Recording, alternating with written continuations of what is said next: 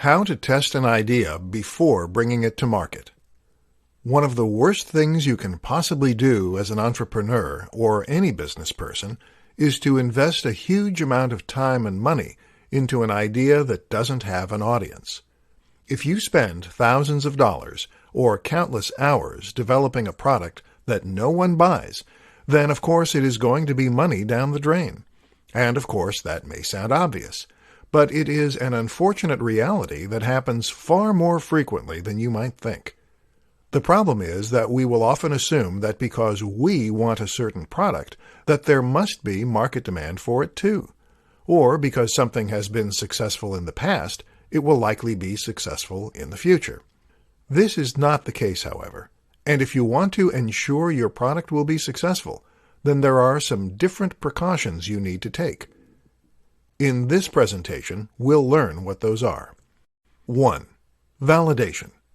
In business terms, we call what we just described validation. The aim is to validate an idea for a product or business, and then test if it really has appeal. One way of doing this is to try selling the product or service before it's finished. You can do this by offering a beta test of sorts, by taking pre-orders, or even by having a sales page that informs the buyer you're out of stock only once they try to make a purchase. This is important because very often people will say they're interested in an idea, but they're not necessarily willing to pay for it. To test if your idea truly has legs, you really need your audience to put their money where their mouth is.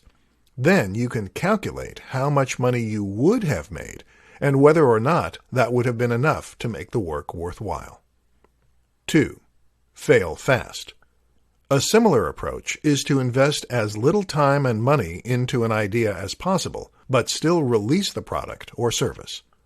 This way, you can then start selling it as quickly as possible and testing to see if there's an audience there. If the product sells as is, called an MVP or minimally viable product, then you can invest more time in developing it and marketing it.